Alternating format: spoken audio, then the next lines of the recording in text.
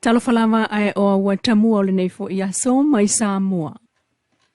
A o tape nai tina o Samoa e pāti patia le asa ua whaapitoa mō tina umo le tunuu. Ai o se talafia mai le loto au wha moe moenga, a le tō manga moe popo ngā tia, le SVSG, Samoa Victim Support Group, ina ua iei neisa soifua wha au popo ilo lato ainga. Ua ola ma soifua le lei le pepe fou, a le tamaita ina sawa ina i whiusua inga ma sa o loto mai ai. O le whaamtalanga mai le tō manga wa so umalava o le aso tina. E whaaftai ai lava tina ilo lato sao, le whaatua o ia i aso umalava. E whaapena ai le nei aso. Ua whaamanatu mo le alofa ma le whaaftai i le alofa whaatina. Ua tu ua tātou e isi tina, ai olo o mana tua pea. Ma tātou aloa i ai le nei aso whaapitoa i le alofa atu, maamana ia. Sau no ai fo isili niwe whaaftai e le fsosoni e company telefoni, le titi saon mo le Vodafone Samoa o mawhai ai. O na vili fua atu tangata, e mana o mia fsosoni luasu whai tula i le numera, valu selau, fitu valu fitu fa, valu selau, fitu valu fitu fa, luasu whai tula o asa umalava. O le sao tina e tau la mua puipuia na ia te tau, ma le aulia mai ai o le aso whaapito tina lu olua tolu. O moli whaatasia i nei ma whamanuianga al wala poptonga le tok manga moe popua ngatia. Le SVSG tina umalava o Samoa. Il whamtalanga mai le tok manga o ta uai o leisi le nei taimi whaapito le tau sanga e tau la iai ala tau ngā luenga whai. E whai maso whaaftai i le atua. Ona o so i fua o tina o mawhai, ona o lato whaasau ina, mai sawanga. E a veaili nei taimi ta ua mo tina, e amana i aile sao le tūpao tamaita i le vava ainga o lato ainga.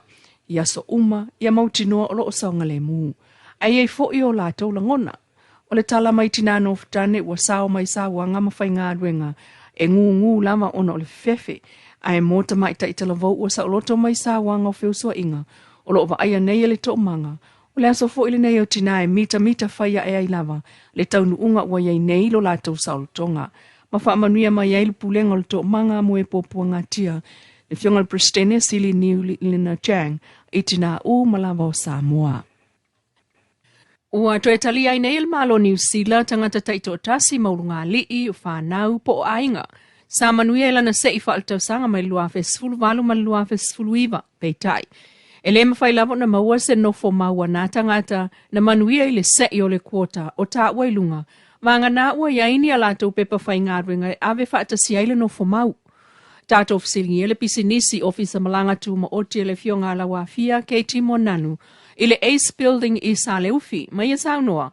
E whaaftai i le fsota i mai a le lātou pā anga i New Zealand le Force Line Recruitment Anti-Vanning Limited.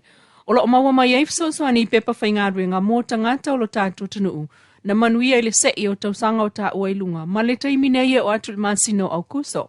Mai o lana ia fo i le soani o whaia, mō a inga po urunga li i ma whanau ai o tangata ta i tōtasi, sa manuia i le sei o le kuota a New Zealand, o le ofu atu lea o pepa whaingaruenga ma wafua. Langolango ino se Pasifika soifua la ulola, fi le mu ma mausali. O le mafuanga le nao le fsosoani wha wau, a le malo au se talia i lo tātou i tulangi, i le silia i le 5 tausanga, ma wha awala mai ai le tasi tesi ma le iwa biliona tupe Australia. O nisi nā vaenga, na tālo sanga sao i lava, atu motu al Pasifika ya Australia ya ofiai ma Samoa. I le whamtalanga wha alawa i tele mai le malo Australia o tā wai, lona sao i le wha amautuina lea, o le sootanga i le vao tangata, ai o ngā luenga, pui ngol saunga le mu o ngā tai whale o leo ina, tali atu i mana onga ma le nofo sauni, mō fsosoani taimi o whaalawalawa whafua sei, o mea tau whaatsala launga ma ta alonga. O fuli Australia e langolango le whaawa waipea, o na maua e Samoa awala e atina e ai, e pe o le whaale leo i tūtau soifua maloloina, a o onga pulenga le lei, ai o le mawhai una tali atu i suinga o le siusi umanga. Mai ua fia i lava Australia tu e si itia, anafso soani le atina ina o Samoa, i le tusa o le 5 tesi ma le 5 miliona tupe Australia. Mo le tausanga whaal tupe lua olua tolu lua olua wha. Sauno ai fo il komsino Australia i Samoa le fionga Emily Luck. O le whapaanga lea whaatina e Australia ma le malo Samoa ina ia soifua le leitangata umalawa o Samoa. Ma 5 taita ina e ala fua u whaatatia mo le atina ina o Samoa, Malangolango ina ai le malianga whaapaanga o whaapena fo na fuli Australia.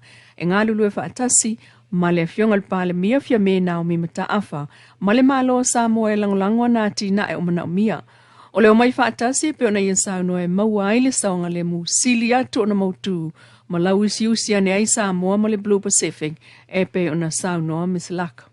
O toe whaale ia tili foi Australia lan polkalame o tangata whaingarenga, ina ia o ngā tusa lea malana fsosoani taulu tamau a ingo Samoa ma le Pasifika, e au fia ile whaia o Medicare a inga mua e lua se la watu le Pasifika mo Australia ai o benefiti. E totoru le sunga John Bosco Sala mai leo atu i le Pasifika, o la tō maua nei le tamai whaapitoe ngā lulu e mata i whausa songi. O le vai so nei le ufa iloa mai ai le mtanga rengo leo le toe taliu mai o Constable Sala. I le umane ai o le iwa masina na o ngai le tamai whaapitoa. E whaafai ngā renga ai ta i whau mo le songi na ufuala au whaasaina. O le a o nga le sa whai el whale ang whaapitoa la vai Trentham i New Zealand. E a o ai ta i whau mo ia fu i to ingo ngā renga. O le tolu sufitu el neo tau sanga le soi fo Constable Sala. Ai o le umanui ai le ato mai e to toru iai leo le Pasifika. O iele sila fia e to le ni ai ta i whau. Mai o se mitanga fo i leo le pulenga o mtanga luengo leo mfalpui. I le sui komisina ia la faitele Herbert a ati, papali i Mona Lisa Ketty, ma le sunga le atau a Samuelu a famsanga. I le la sanga wo iai le fo i tōtino le malo si anga wha leo. Ma momoli ai le la tau wha manuia o le wha aftai a o le wha malo. I le ali i ofisa. Ele ima whai le sunga sa mau soli tamali i timani o na wha maonia le wha amsinonga le mafua anga o lantangi. Wha asanga il whaipule filifili o lona i tu malo lau timu ia wele se va ai. Ele ima whai fo e lau timu ion wha maonia na ia fo i tua inga wha asanga ia sa mau. Ma taunu wai le wha amsinonga o whai ngā palota i le wha lea o ngai na umale o tal sanga na taunu watu i le wha amsinonga. E au fia le tangi ia sa mau wha asanga ia lau timu ia. Ai o le talo sanga tali atu fo ia lau timu ia wha sanga i le tu tangi. Ma tu maua i lava le whai unga o le whai ngā palota le tu malo vai maunga tolu. E pe ona palota silia mai ai le sunga lau timu ia. I le whai unga fionga i whaamsino e au fiai Justice le ata wale sa Daryl Clark. Ma le fionga Justice Vui Clarence Nelson. Lua masina taluain wha tautoi lau timu ia i le umane. Ona wha amao nia lona tofinga, e le fionga i le ao le malotu to tasio Samoa, i la lol tula fono walu whapui pui lua o whai ngā palota lua o te siva. O le sunga lautimu i e mai le fionga vai salama ngiangina i saunoa. I le whaatalunanga ma le tio polinsia taluai o lon wha amoe moe mo lona i tu malo, ia si itia tulanga tau ia o onga, o avanoa whai ngā ruenga, wha le leia tulanga tau i whale ngā o whale, i vaenga maua lalo lona i tu malo. Na mana malo lau timu ia o le whās i palota e afe lima se lau tolutasi. Ai tulanga lua ia sa mau soli te mali te mani e afe ma le balu lua ana palota. Ma le sunga afe ngai mali i prusto omlata i se lau mleono. Sa nga lua le foi te mali i, le sunga lau timu ia i vaenga o ngā ruenga le malo ma talua i nei sa avea ma ofisa sili o le au onanga tau wa a Samoa. Le umane ai o le whaamsinonga i sa ia whaaftai i lona i tu malo i le langolango. Na ia sau no foi. Wa umono la wheloa i ma le sunga sa mau. Mo se anga i lumo le tu malo a le nofo le lei ma le whealfani. Ai wa tele se le sona, mai le nei wha amsinonga i tulanga tal tu la fono. A wale anga i atu isi whai ngā palota i le lumana i peo na sao noa le whionga le whaipule. Lau timu ia wele se va ai. Pa Samoa Entertainment TV, ma ta mua le whai unga le nei vai asa toi whenua i fo i le vai asa fo le alo fo le tua, ai wha asoi fo